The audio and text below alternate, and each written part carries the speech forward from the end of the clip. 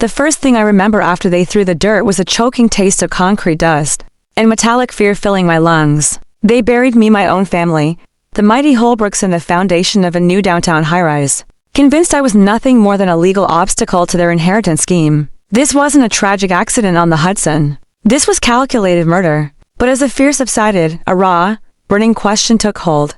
Why did they hate me enough to do this? Asterisk, that need for an answer became my oxygen. The terror of being entombed gave way to a cold, analytical curiosity. I had to know the full extent of the betrayal. Then came the creeping dread: if they could silence me, who else was disposable? But now, 7 years later, after scratching my way out of that premature grave and adopting a ghost identity, only one emotion remained: the electric thrill of anticipation. The hope of watching their empire crumble, stone by stone, under the weight of my own meticulously crafted vengeance. Asterisk, my death was more than a mistake. It was the required sacrifice for a dynasty succession plan. They needed me gone so the inheritance could pass cleanly to my father's twin brother, my ruthless Uncle Victor. The official story was clean, lost at sea. But I was found, or rather, saved by a man named Marcus, one of my father's most trusted security men. Why did he betray them for me? That puzzle has followed me like a second shadow. He simply said, "Some lines shouldn't be crossed, Adele," and helped me disappear.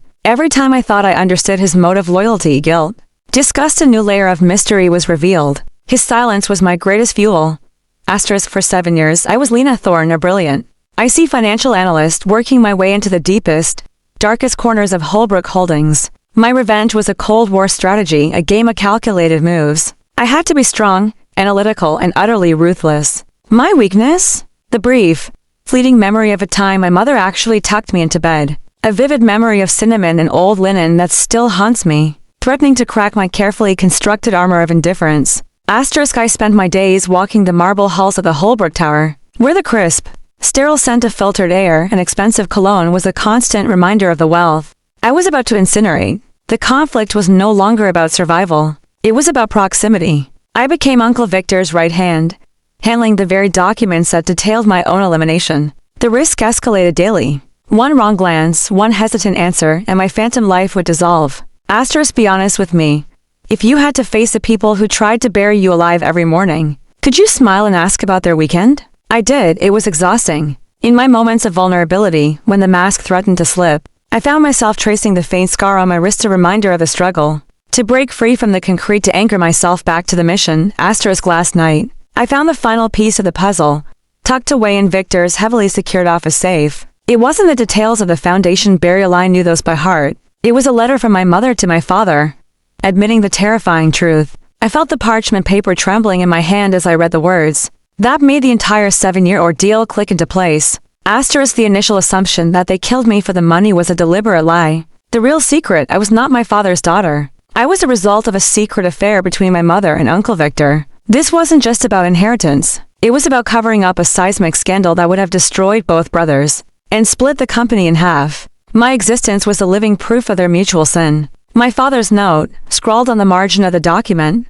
read, "It was the only way to protect everything, a coward's excuse for a monster's act." Asterisk, the moment arrived at the annual Holbrook Charity Gala, under the glittering lights of the grand ballroom, where the scent of 1,000 expensive lilies and champagne hung in the air. I made my move. Asterisk, short, sharp sentences. Asterisk, the music stopped. Asterisk, a gasp ran through the crowd. Asterisk, I held the microphone. Asterisk, silence, absolute. Asterisk, their eyes locked on mine. Asterisk, no retreat. Asterisk, you thought Adele Holbrook was lost at sea. I announced, my voice amplified, cutting through the silence like glass. You were wrong. I was buried under a pile of rubble and concrete. By the very people who claimed to love me. I projected the documents onto a giant screen. Bank fraud, insider trading, and finally, the damning letters and DNA proof.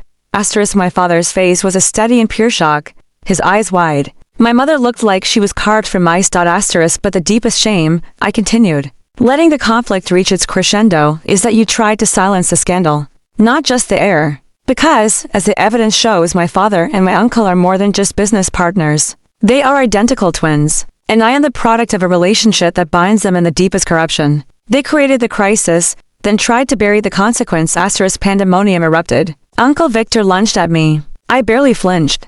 The look in his eyes wasn't just fury. It was the collapse of a lifetime of lies. Asterisk, just as a distant wail of police sirens began to penetrate the room, I delivered the final psychological blow. The revenge was complete. The empire was shattered.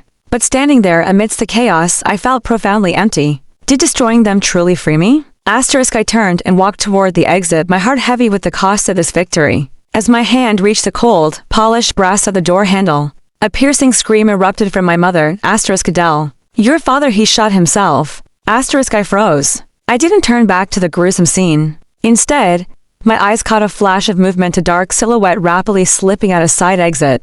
Marcus. Asterisk. He was not there to stop the execution of my father. He was there to ensure the total destruction of the Holbrook name. Did he know the entire twin secret?